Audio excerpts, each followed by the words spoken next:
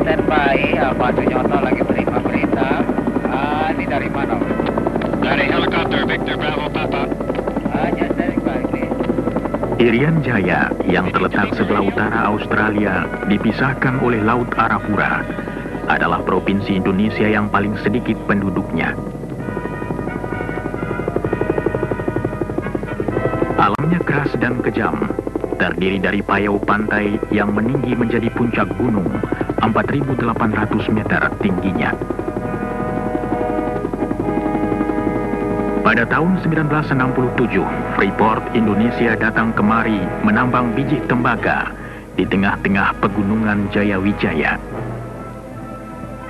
Pegunungan ini yang terletak hanya 4 derajat selatan Khatulistiwa sejak berabad-abad lamanya ditimbuni salju. Lama-kelamaan salju membeku, membentuk lapangan es gletser. Es ini sama tuanya seperti adat istiadat suku Amungme dan Damal.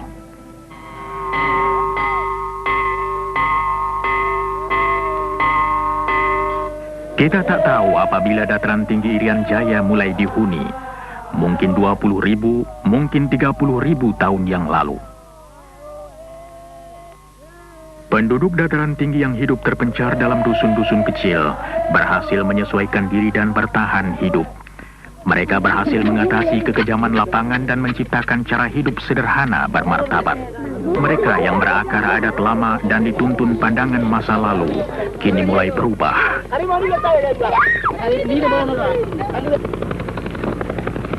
Beberapa penduduk desa mulai sadar akan adanya dunia yang lebih luas. Pada tahun 1981, Gunung Biji Timur mulai menghasilkan biji tembaga yang berkadar tinggi. Pertambangan bawah tanah yang baru melanjutkan rencana eksplorasi dan pengembangan sumber mineral yang dimulai tahun 1967. Penjelajahan pertama Freeport dalam wilayah ini terjadi tatkala Forbes Wilson memimpin sebuah ekspedisi ke pegunungan Jayawijaya. Tujuannya mencari sebuah gunung tembaga, Erzberg, yang ditemui seorang ahli geologi Belanda, Jan Zakdozi, pada tahun 1936. Berdasarkan persetujuan pemerintah Indonesia, Freeport diizinkan mengadakan pengeboran percobaan. Endapan biji diperkirakan 33 juta ton. Freeport memutuskan melaksanakan pengelolaan proyek raksasa ini. Direncanakan untuk membangun 6 wilayah kerja, pelabuhan untuk pengampalan biji, daerah persiapan 18 km di hulu sungai, lapangan terbang 43 km dari pantai, sebuah kota 109 km dari pantai, tempat pengelolaan biji 118 km dari pantai dan tambang 1,5 km ke dalam lagi pada ketinggian 3.600 meter. Untuk menghubungi semua tempat, dibangun sebuah jalan yang 99 km panjangnya, melalui hutan di tanah datar sampai ke daerah puncak gunung. Bagian terakhir dari tempat pengolahan ke tambang berupa kereta gantung. Perencanaan, pembelian bahan dan pembangunan dapat dimulai pada awal 1970. Kemah 1 menjadi tempat bermulanya proyek. Sebelum dapat dibangun basis yang tetap di pedalaman, peralatan dan bahan untuk pegunungan diberangkatkan dari Kemah 1.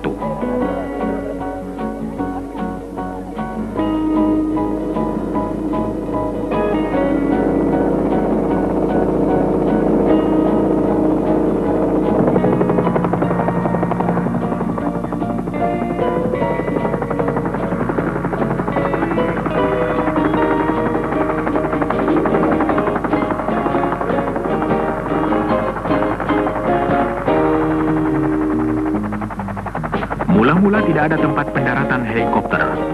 Pekerja diturunkan ke tengah-tengah hutan untuk mempersiapkan landasan helikopter.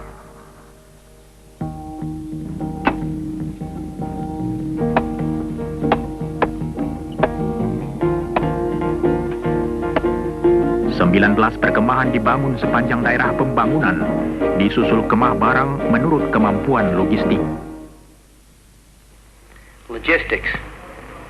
If we needed a pound of nails, The closest hardware store was 600 Logistik miles. bila kami memerlukan paku setengah kilogram, maka toko yang paling dekat di Darwin, 1000 km seberang laut Arafura. 22 years of construction, I've been all over the world, and I've yet to see a place equal to this. Selama 22 tahun saya bekerja di bidang pembangunan, baru kali ini saya lihat daerah macam ini. Tiap hari hanya 4 jam cuaca baik. Selebihnya hujan es atau kabut. Usaha kami yang terpenting ialah agar semua tempat mudah dicapai. Seperti itu jembatan gantung yang kami bangun melintasi tebing. Sebelumnya 45 menit untuk sampai. Sekarang cukup jalan kaki 10 menit ke tempat tinggal. Beban paling berat yang dapat diangkut helikopter ialah 800 kg. Dan tim helikopter sangat berjasa dalam usaha membawa barang-barang untuk kami. Inilah satu-satunya cara untuk dapat memulai begitu cepat.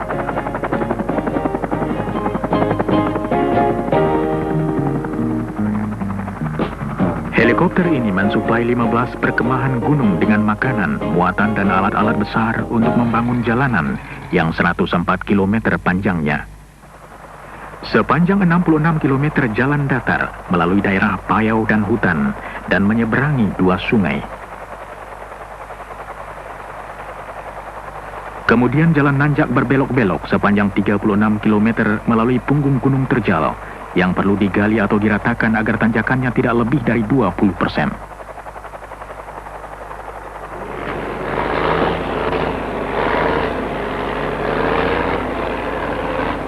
Di tempat-tempat yang terlalu sulit dilampaui terpaksa dibuat terowongan. Yang satu 1.300 meter panjangnya terowongan Hanekam, dan yang satu lagi 800 meter terowongan Zakkam. Konstruksi kedua terowongan seluruhnya ditunjang helikopter.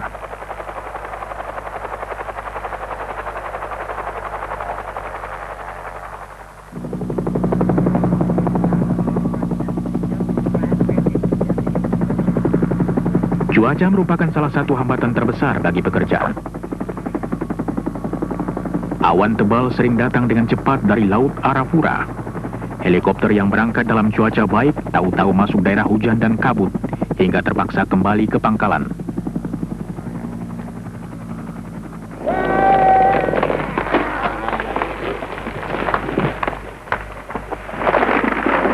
Untuk kayu, pekerja-pekerja cukup mengambilnya dari hutan sekitarnya.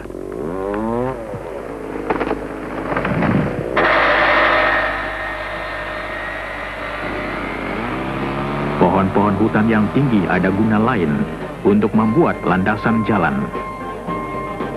Gelondongan kayu disusun sebagai dasar jalan. Kemudian batu kerikil dituangkan di atasnya menjadi permukaan jalan.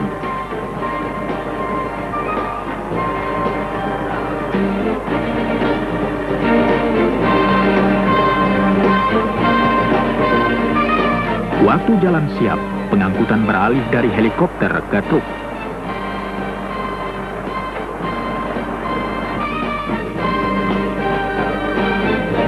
Seluruhnya lebih dari 60.000 ton barang diangkut truk melalui daerah pegunungan, kadang-kadang lebih dari 500 ton per hari. Seringkali truk memerlukan bantuan bulldozer di jalanan pegunungan.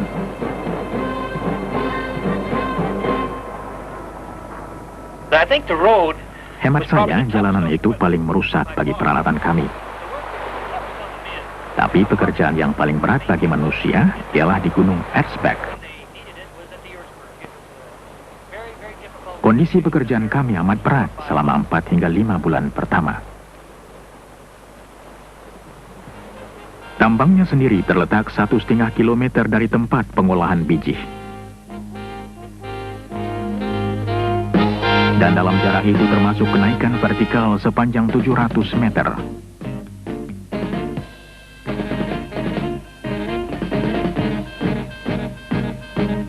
Mula-mula kedua tempat dihubungkan dengan kawat yang mengangkut pekerja dan barang-barang ringan.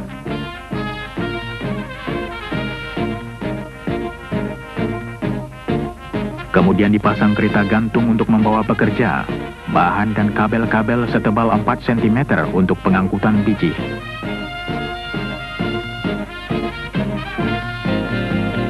Sistem ini merupakan salah satu rentangan kabel tanpa penyangga terpanjang di seluruh dunia.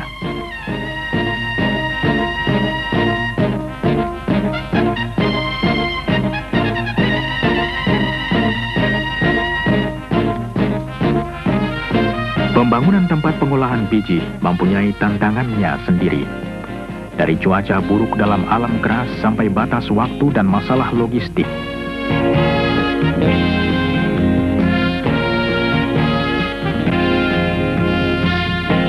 Sebuah pelabuhan baru, Amama Pare, 10 km dari laut di pinggir sungai hampir selesai. Semua fasilitas bandar laut modern harus dibangun. Dari tongkang-tongkang dan tambatannya, sampai alat pembawa barang dan pemuat kapal.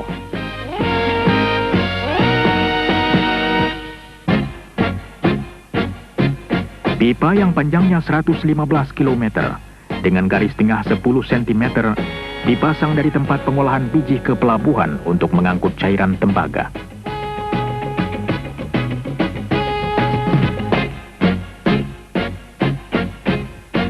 Cairan kental endapan tembaga dalam pipa dipompa mula-mula untuk melewati punggung gunung.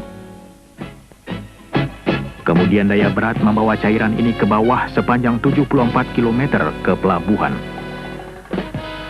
Di tengah-tengah kesibukan operasi awal, pada bulan Maret 1973 sebuah pesawat terbang jet mendarat di Timika. Pesawat ini membawa tamu istimewa yang mulia Presiden Soeharto. Bersama dengan pejabat lain, beliau datang untuk meresmikan pembukaan fasilitas penambangan.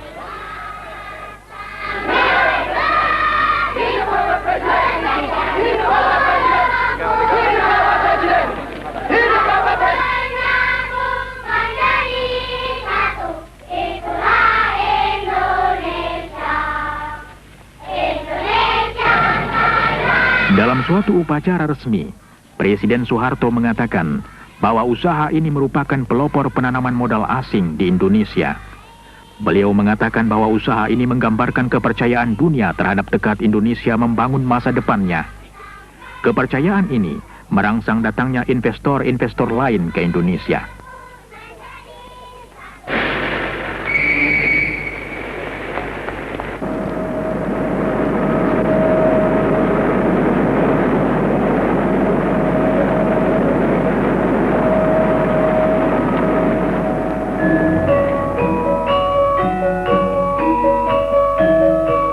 Dalam suatu upacara lain, Presiden Soeharto mendapat hadiah dan beliau membuka selubung batu kenangan kota Tembagapura.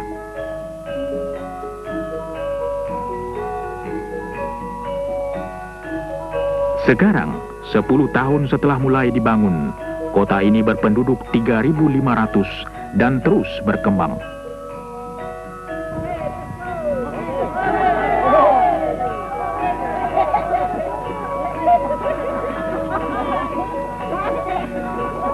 Tembagapura memiliki semua fasilitas kehidupan modern, masjid dan gereja, jawatan pemadam kebakaran, toko, tempat makan, pabrik roti dan kantor perjalanan.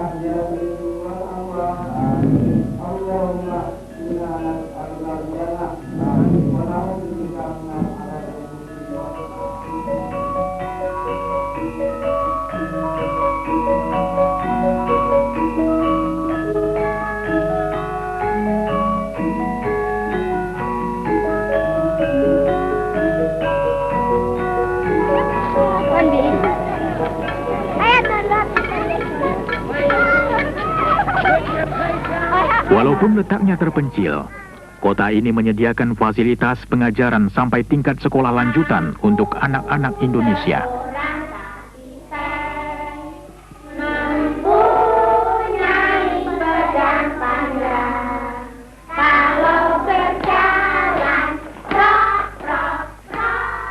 Klinik bayi dan jasa kesehatan lain disediakan untuk pegawai dan keluarga mereka. Gimana anaknya? Baik. Ini kenapa ya? titiknya kenapa? Hubungan dengan dunia luar, Provinsi Irian Jaya, Jakarta, dan luar negeri diadakan melalui satelit dan lapangan terbang Timika.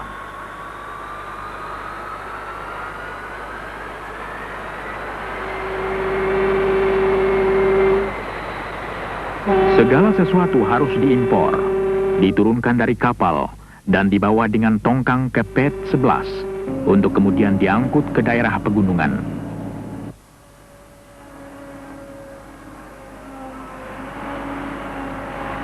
Untuk menjaga jangan ada kekurangan barang diperlukan jari cekatan dan pensil tajam. Semua angka harus ditelusuri. Peralatan dipelihara dan dibetulkan. Untuk menjaga kelancaran kerja diperlukan salah satu tim karyawan yang paling besar di Indonesia. Tambang tembaga ini adalah satu-satunya tambang tembaga di negeri ini.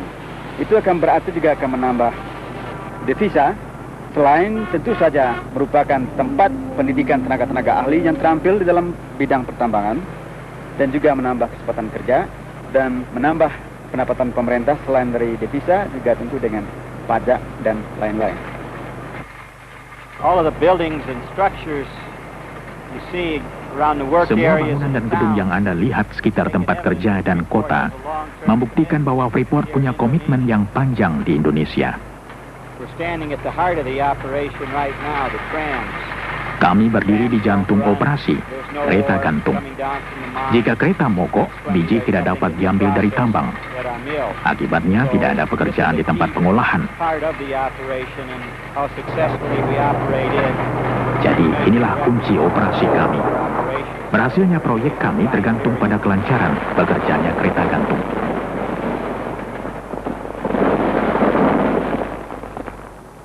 Sejak kami mulai, kereta gantung telah menurunkan seluruh isi Gunung Bijih.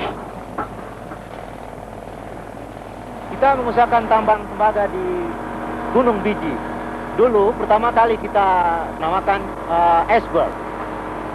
Kita telah memproduksi biji tembaga sebanyak kurang lebih 19 million ton.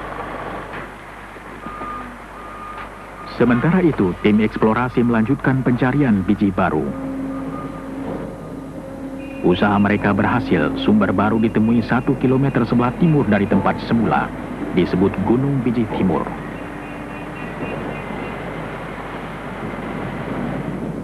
Endapan biji ini ternyata lebih besar dari endapan Gunung Bijih pertama. Tahun 1976 dimulai penggarapan tambang baru. Dalam pembangunan tambang di bawah tanah ini, kami berhasil menyelesaikannya menurut rencana, di bawah anggaran belanja, dan dengan gangguan sedikit mungkin pada operasi pertambangan terbuka yang berdekatan. Endapan Gunung Bijih Timur beda dengan endapan terbuka, terkubur di dalam gunung. Tempat ini adalah tambang tembaga bawah tanah pertama di Indonesia. Mula-mula tidak ada cukup pekerja terampil untuk pertambangan bawah tanah. Tenaga dari luar harus didatangkan. Tugas mereka ganda, mengelola tambang secara profesional dan mengalihkan keterampilannya kepada pekerja Indonesia. That is right position. Yeah. We just rise slowly, right? Raise it real slow. Watch your door.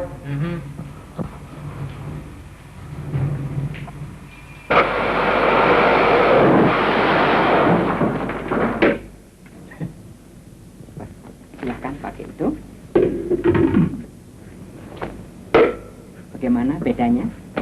Jauh sekali. Itulah perlunya. Ini baru contoh kecil-kecil saja. Selama 4 tahun, penjelajahan dan perkembangan sekelompok tenaga kerja memasukkan banyak orang Indonesia yang sedang dalam latihan dan tidak pernah bekerja di bawah tanah sebelumnya. Menurut hemat saya, adalah prestasi yang luar biasa untuk mempunyai rekor keselamatan kerja yang lebih baik atau semutu dengan tambang besar yang mana saja di dunia.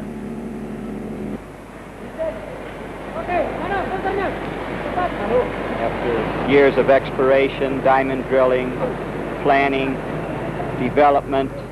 Setelah bereksplorasi bertahun-tahun lamanya, mengebor dengan intan, merencana dan membangun, kini telah tiba saat produksi tambang bawah tanah. Technology employed here is unique. Teknologi yang dipakai sangat unik. Apalagi kalau diingat bahwa teknologi macam ini hanya terdapat di sedikit tempat lain di dunia. Dan Anda menemukannya di tempat jauh seperti Irian Jaya. Our current mining reserves indicate we'll have ongoing operations. Persediaan endapan menunjukkan bahwa kami masih akan dapat beroperasi sampai 13 hingga 15 tahun lagi. Tentu saja kami terus mencari dan mengharap akan dapat endapan lain. Semua ini merupakan pertanda baik. Tidak saja untuk karyawan Freeport, tetapi untuk seluruh Indonesia. After installing the cylinder head bolts, it is good to follow the torque sequence that you found in the manual. It's important that you use Bicara mengenai transfer dari teknologi dan program Indonesianisasi dalam proyek Freeport ini, sebetulnya kedua perkataan Indonesianisasi dan transfer dari teknologi adalah identik. Proyek ini mulai beroperasi dalam akhir tahun 72, di mana sebagian besar masih di posisi-posisi yang penting dipegang oleh expatriate. Lebih dari 1,5 tahun yang lalu, semua posisi sudah dipegang oleh tenaga-tenaga ahli dari bangsa Indonesia. Jadi saya berpendapat transfer teknologi dan program Indonesianisasi suatu hal yang boleh dikatakan sukses di tempat ini.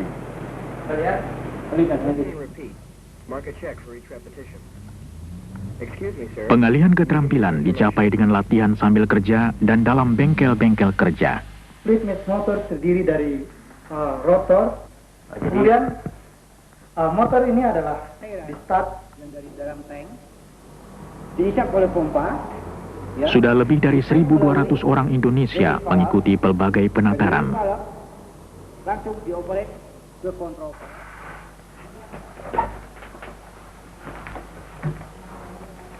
Paru-paru kiri dan paru-paru kanan, ya. Keterampilan dan pengetahuan pegawai kesehatan pun ditingkatkan terus-menerus. Tentu mereka tidak bekerja melulu, cukup kesempatan untuk rekreasi. Kemudian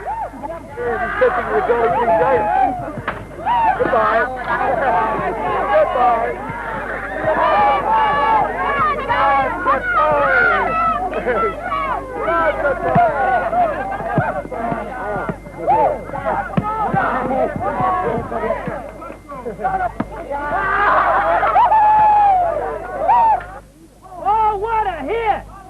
All right! Easy! Oh, second ball! Woo!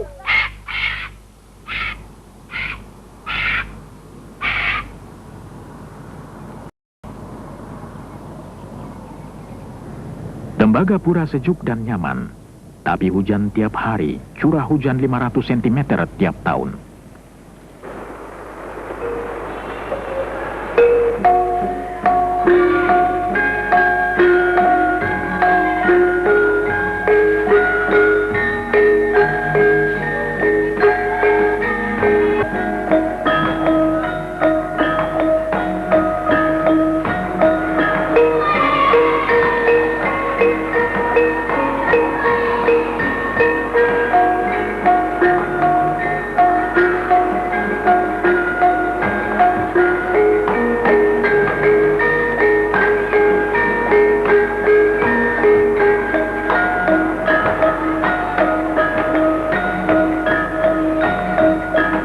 Semangat tak luntur dan pekerjaan proyek jalan terus.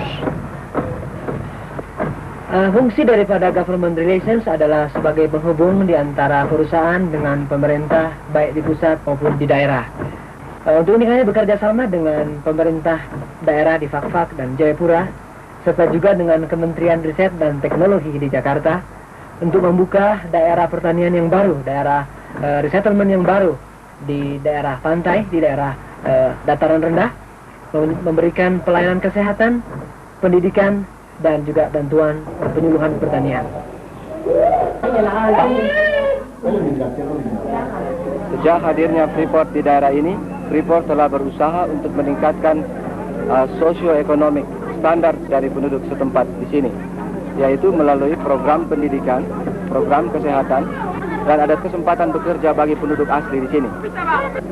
Sekarang ini, program bantuan bagi penduduk asli ini sedang disentralkan di Timika dengan satu program bantuan antara pemerintah daerah dan Freeport dengan proyek yang kita sebut Resettlement Project. Di belakang ini kita bisa melihat ada toko berjalan atau mobile store. Freeport menjual setiap minggu kepada penduduk setempat ini bahan-bahan pokok yaitu beras, minyak goreng, sabun, dan lain sebagainya untuk keperluan penduduk setempat di sini. Juga di sebelah sana kita bisa melihat ada klinik, itu kita memberikan pengobatan cuma-cuma kepada penduduk setempat. Ada 3 klinik di proyek ini dengan pelayanan pengobatan cuma-cuma.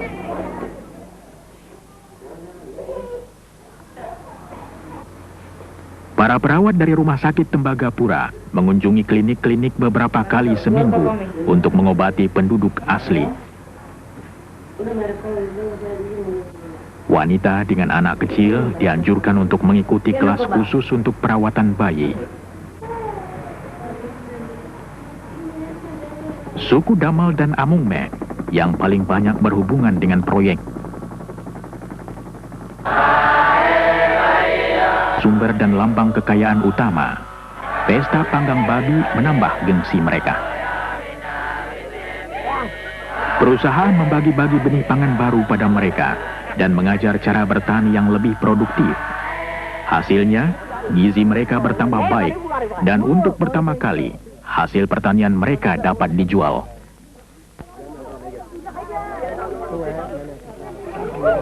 Dengan masuknya proyek ini ke daerah ini, tentu akan menimbulkan sedikit tegangan karena kita membawa teknologi yang zaman luar angkasa ke daerah yang terbelakang. Sekarang juga dengan bekerja sama dengan pemerintah, kita lagi mengusahakan apa yang kita namakan proyek resettlement, yang merupakan suatu proyek yang besar yang berhubungan dengan adanya proyek ini di tempat ini.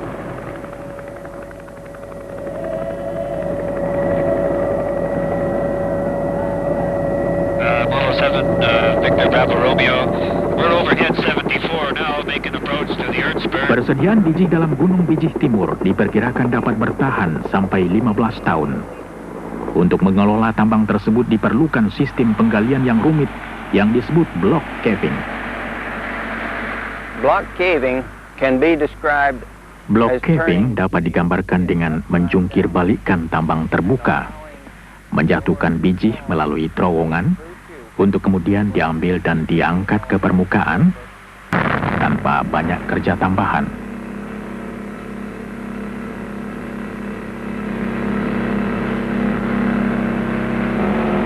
Pekerjaan ini dilakukan sepotong-sepotong. Bagian yang akan dilongsorkan dipersiapkan dulu. Di bawah tempat biji dibuatkan dulu terowongan.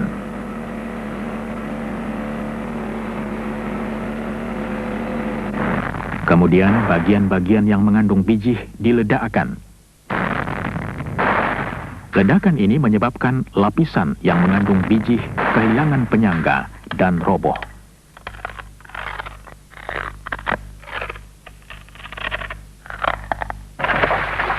Jatuhnya di terowongan-terowongan yang sudah dipersiapkan.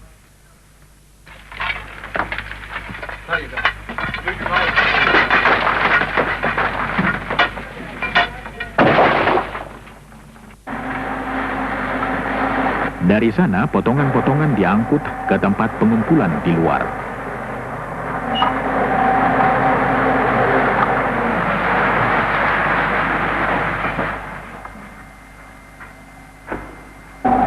Potongan yang jatuh menyebabkan bagian lain kehilangan penyangga dan terjatuh juga ke dalam terowongan. Serangkaian penghancuran yang teratur dan berencana menciptakan proses pelongsoran terus-menerus.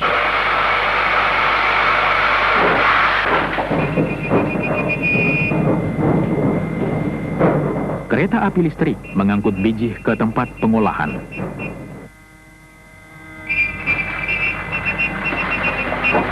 Produksi biji di Gunung Bijih Timur akan meningkat terus, sedangkan produksi tambang terbuka makin berkurang.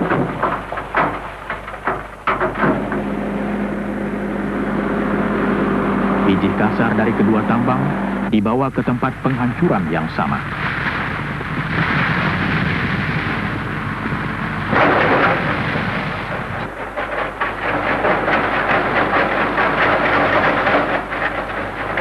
Virtually every ton of ore that's mined in this project is transported to the concentrator via the tramways you see in the background. Tiap ton biji yang keluar dari tambang diangkut dengan kereta gantung ke tempat pemekatan. Kapasitas kereta gantung ini ialah 9.500 ton per hari.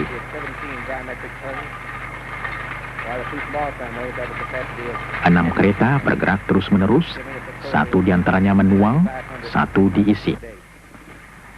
Kabel gantung kereta tersebut panjangnya 58 km. Anda dapat mengerti bahwa kesulitan utama ialah memelihara sistem gantung ini. Tiap kabel diperiksa 1 kali seminggu. Hampir tiap bulan ada kabel yang perlu diganti.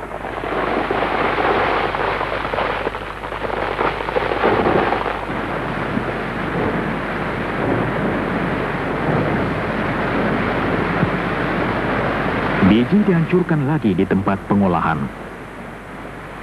Kemudian ditambah air menjadi semacam cairan terdiri dari biji halus. Cairan ini kemudian diaduk keras menyebabkan munculnya buih mengandung biji.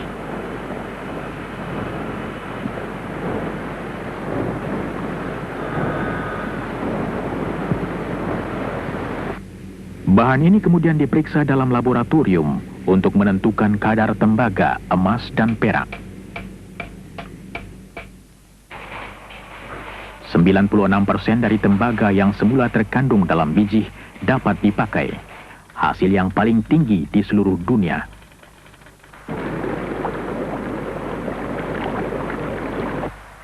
Logam yang terdapat dalam buih dipisahkan, dijadikan cairan kental lagi dan disedot melalui pipa ke pelabuhan.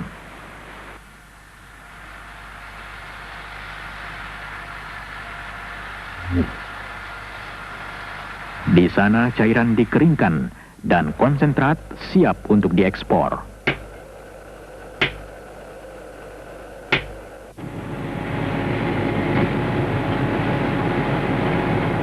Konsentrat ini dituang dalam palka kapal.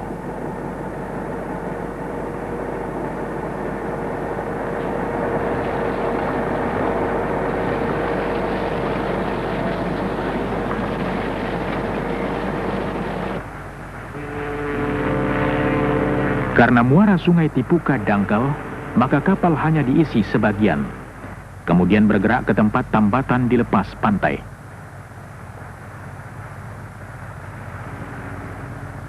Di sana sisa konsentrat tembaga dipindahkan dari tongkang sampai kapal penuh. Juga Freeport mendatangkan kapal-kapal supply dari Australia yang membawa makanan, plus bahan-bahan pelumas dan onderdil. Kemudian juga dari Singapura sekali sebulan, dan juga kapal tanker yang membawa diesel sekali sebulan. Rata-rata tonnage yang di-handle di pelabuhan adalah 6.300 metric tons. Saya datang ke Freeport sini tahun 1974 sebagai Assistant Port Superintendent dan bekerja di Amamapare, pelabuhan. Di Port Said sekarang ini, atau Amamapare, sekarang ada 300 penduduk. Di situ juga terdapat masjid, gereja, dan juga sekolah dengan 40 anak murid. Di samping itu juga ada taman kanak-kanak.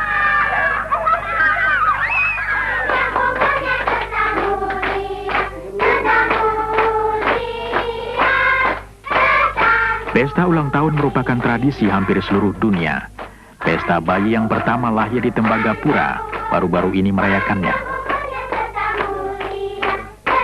Sesuai dengan salah satu tradisi Indonesia, merantau, banyak lelaki meninggalkan kampung halamannya mencari petualangan di tanah yang jauh. Mereka datang untuk bekerja di proyek tembaga. Tetapi bukan hanya ini usaha mereka. Mereka membawa adat mereka, membangun masyarakat baru, dan memberikan warna baru, hidup dan vitalitas pada tanah jauh ini. Daerah ini betul-betul merupakan suatu daerah Indonesia mini, karena di daerah ini bekerja orang-orang Indonesia mulai dari Sabang sampai Merauke, dari ujung utara Sumatera sampai selatan daripada Irian Barat. Dan semuanya adalah bekerja sama untuk suksesnya proyek ini.